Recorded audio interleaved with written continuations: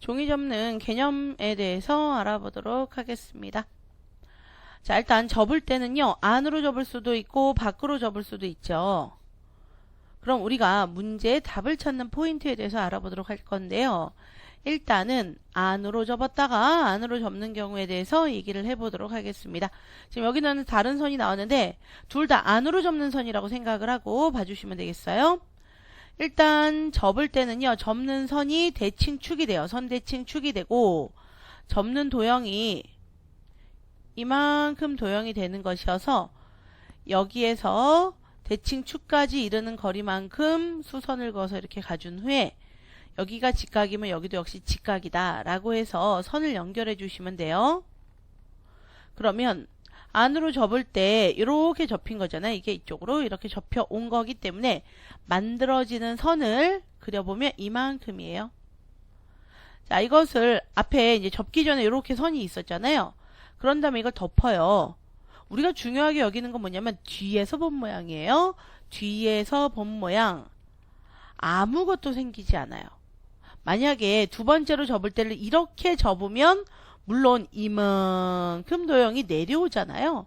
그러니까 그것을 일단은 생각하지 않을게요. 일단은 안으로 접었다가 안으로 접으면 뒤에서 선이 일단은 안 생기는 걸로 보고 그 다음에는 안으로 접었다가 밖으로 접었다를 먼저 볼게요. 밖으로 접었다가 안으로 접는 것에 대해서 알아볼게요. 첫 번째를 밖으로 접으면 접는 선 확인해 주시고요. 뒤에 이만한 선이 생기는데 지금 뒤에 이런 선이 생긴 상태에서 안으로 접으면요. 어때요? 뒤에 있던 선이 이렇게 잘리죠. 도형이 없어지잖아요. 그래서 자, 이렇게 도형이 남는 거를 확인할 수 있어요.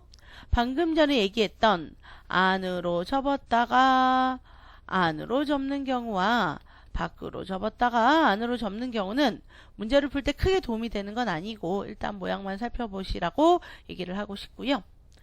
자, 그 다음으로 봐야 될 것은 안으로 접었다가 밖으로 접는 겁니다. 혹시 종이가 있다면 종이를 접어가면서 보셔도 좋겠어요. 일단 안으로 접으면요. 접는 선 보이죠? 그 다음에 이 도형을 접기 때문에 니은자가 안으로 접으면 앞에 이런 도형이 생겨요. 도형이 생긴다는 건 이렇게 접을 때 이 끝에 있는 이 선에 의해서 선이 생기는 거고 이것을 밖으로 접는 경우를 알아보도록 하겠습니다. 밖으로 접으면 어떻게 돼? 위에 거를 아래로 접는다고 생각을 할게요. 이만큼 도형을요 뒤로 넘기는 거잖아요. 그런데 이만큼 도형이 민자 도형이 넘어가는 게 아니라는 거죠. 어떻게? 여기서부터 여기까지 요만큼 있죠? 요만큼이 앞에 선이 그려져 있잖아요. 물론 나머지도 그려져 있지만 뒤로 넘어가는 부분은 아니에요. 요 부분 다시 색깔을 바꿔서 보면 요 빨간색 부분은 밖으로 접을 때 같이 넘어가는 거예요. 그렇기 때문에 뒤에 어떤 선을 형성하게 되냐면 이만한 선은 대칭축에 의해서 요렇게 선이 생기고 그리고 여기에 있던 선은 뒤집어지면서 이렇게 선을 만들죠. 다시 정리할게요. 안으로 접었다가 밖으로 접으면 안으로 접어서 생긴 선 중 일부가 어떤 일부가 밖으로 접을 때 생기는 요 밖으로 접는 도형의 위에 있던 선 요만큼이 넘어가 라는 얘기입니다. 종이를 접으면서 이 포인트 확인해 주시고요.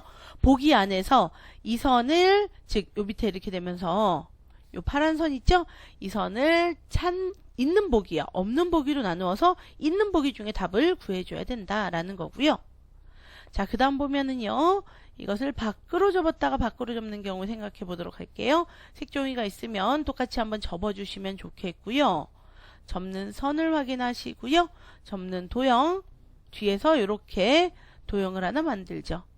그 다음에 또 뒤로 접잖아요. 그러면 여기 접는 선 있고 접히는 도형이 뒤로 가서 어떻게 접혀요?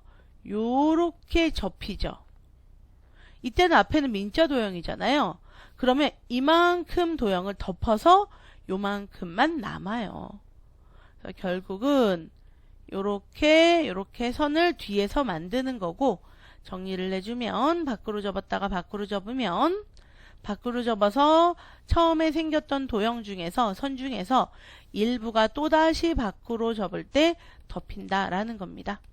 그래서 요렇게 생기는 도형 위에 내가 생각했던 선이 없는 거를 잘 확인을 해서 그것을 가지고 또 답을 찾아내는 거죠. 자, 이것을 이용해서 문제를 풀어보시면 되겠습니다.